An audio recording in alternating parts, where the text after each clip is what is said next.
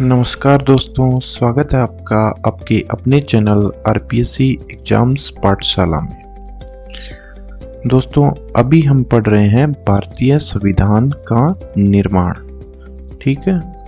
और आज पढ़ेंगे 1858 का भारत सरकार अधिनियम, या बोल सकते हैं government of India act 1815 act. ये वीडियो किसी भी कंपटीशन एग्जाम जिसके सिलेबस में भारतीय संविधान के निर्माण यानी कि the making of Indian constitution का टॉपिक है, उन सब के लिए उपयोगी है। ये वीडियो विशेषतः राजस्थान की आगामी 2024-25 को आरएस एग्जाम के लिए बनाया गया है।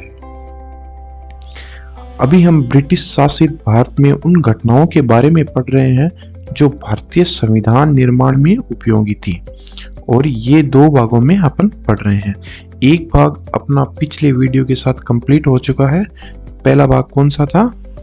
भारत में कंपनी का शासन, और वो कब से मान सकते हैं अपन?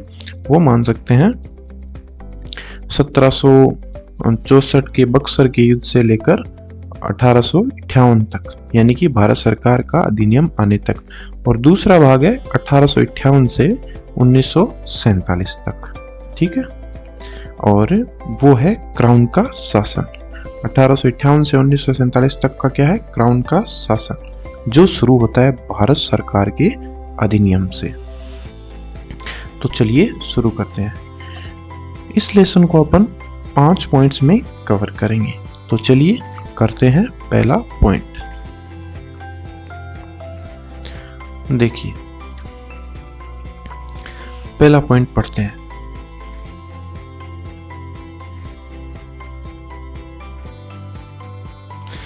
कंपनी के राज को पूर्णतः खत्म कर भारत को ब्रिटेन की रानी के नाम पर भारत के राज्य सचिव के द्वारा शासित किया जाना था। अभी तक अपन ने पिछले टॉपिक में देखा था, कौन से में? 1853 के चार्टर अधिनियम में। अभी तक किसका शासन था? कंपनी का। और कंपनी का शासन बढ़ाया गया था अनिश्चित काल के लिए। अपन ने देखा था पिछले टॉपिक में, आपको याद ही होगा। लेकिन अब देखो क्या होगा। कंपनी के राज को पूर्णतः खत्म कर भारत को ब्रिटेन की रानी के नाम पर भारत के राज्य सचिव के द्वारा शासित किया जाना था, ठीक है। और ऐसा क्या बोल के इन्होंने शुरू किया? जब आपको पता ही है 1857 की क्रांति हुई थी। क्रांति के कारण क्या थे? चर्बी लगे कारतूस सैनिकों को इस्तेमाल के लिए देना, ठीक है। उसकी वजह से क्रांति हुई। तो वो क्रांति को लेकर इन्होंने बोला कि भारत की मौजूदा व्यवस्था में गंभीर दोष है, ठीक है। इसलिए ईस्ट इंडिया कंपनी से भारतीय उपनिवेश का नियंत्रण ब्रिटेन राजशाही को हस्तांतरण कर देना चाहिए। और वो कर दिया गया कब? 1858 के भारत सरकार अधिनियम के द्वारा। और पहला पॉइंट अपने क्या देखा? कंपनी के राज को पूर्णतः खत्म कर दिया गया और भारत को ब्रिटेन की रानी के नाम पर भारत के राज्य सचिव के द्वारा, यानी कि secretary of state for India, Bharat के राज्य सचिव को दूसरा नाम भी बोलते हैं secretary of state for India, के द्वारा शासित किया जाना था। इस नाम में कंफ्यूज नहीं होना आपको, ठीक है। देखो, इसको भारत का राज्य सचिव, इसको राज्य सचिव भी बोलते हैं, इसको भारत सचिव भी बोलते हैं, और इसको secretary of state for India भी बोलते हैं, ठीक है। अब ये कौन होता था और ये क्या करता था, वो देखते हैं अगले पॉइंट में। तो चलिए देखते हैं। देखिए, राज्य सचिव नाम से नया पद सृजित किया गया, यानी कि ये जो राज्य सचिव का पद है ना, अभी तक नहीं था। ये क्या है? नया पद है, जिसे संपूर्ण भारतीय प्रशासन पर नियंत्रण था। यानी कि पूरा नियंत्रण किसका था? अब पूरा भारतीय प्रशासन पर नियंत्रण किसका था? राज्य सचिव का। और यह ब्रिटिश कैबिनेट का सदस्य होता था। कैबिनेट क्या होता है?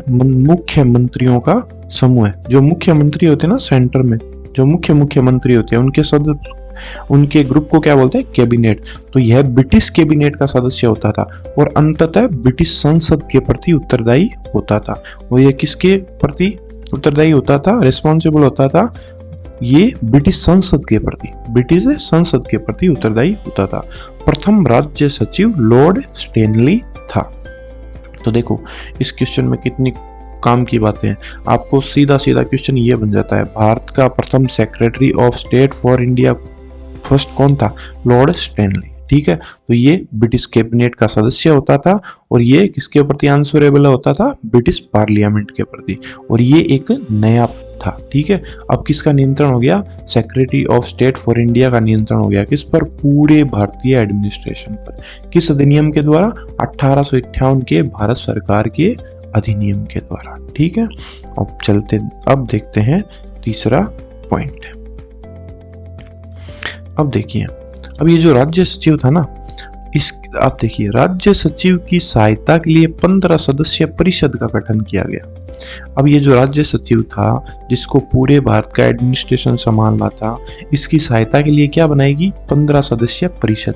अब यहाँ पर भी आपको कंफ्यूज नहीं होना है। एक तो गवर्नर जनरल की परिषद थी ना, वो वैसी की वैसी है, ये नई परिषद है। ठीक है, इसको बोलते हैं राज्य सचिव की परिषद, और वो कितने सदस्य थी? 15 सदस्यीय परिषद का गठन किया गया, जो एक सलाहकार परिषद थी।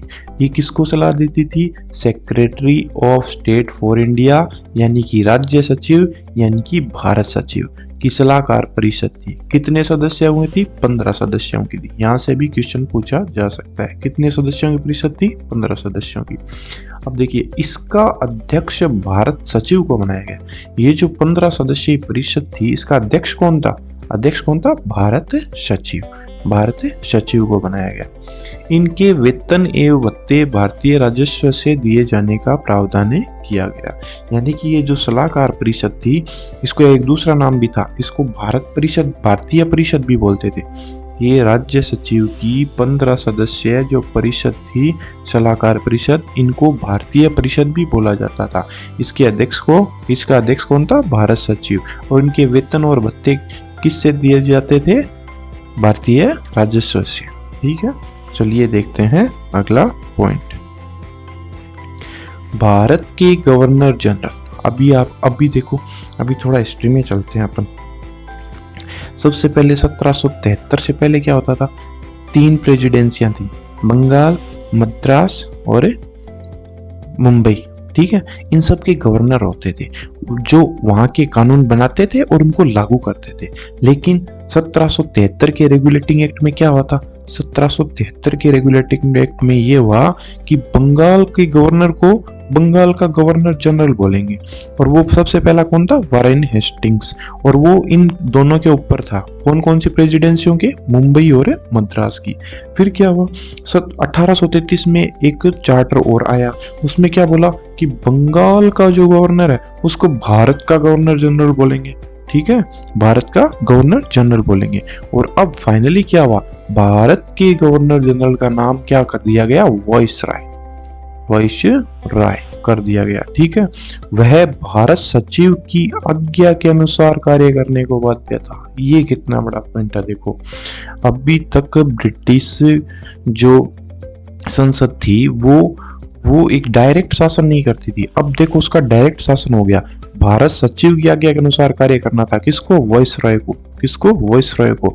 और भारत सचिव कौन होता था? ब्रिटिश कैबिनेट का सदस्य। भारत सचिव कौन था? ब्रिटिश कैबिनेट का सदस्य। ठीक है, इस प्रकार इस ब्रिटेन की रानी का डायरेक्ट कंट्रोल हो गया। कहाँ पे? भारत पे। किसके द्वारा? 1858 के भारत सरकार के अधिनियम के द्वारा। ठीक है, कार्य करने को बाध्य था। महारानी इसकी नियुक्ति करती थी। वाइसरॉय की नियुक्ति कौन करती थी? महारानी। और इस टाइम महारानी कौन थी? कोई बता सकता है? जरूर बता सकते हो आप लोग। आपको मैंने बताया था 1600 के टाइम महारानी कौन थी? एलिजाबेथ प्रथम। और आप याद रखना कि 1858 के भारत सरकार के अधिनियम लागू होने के टाइम रानी कौन थी? महारानी विक्टोरिया। कौन थी? महारानी एलेक्जेंड्रीना विक्टोरिया। ठीक है, और 1901 तक यही रही थी महारानी। तो महारानी इसकी नियुक्ति करती थी। और भारत के पहले वाइसराय कौन थे? Lord Canning. भारत के पहले वाइसराय कौन थे? Lord Canning. ठीक है, तो चलिए देखते हैं अगला पॉइंट।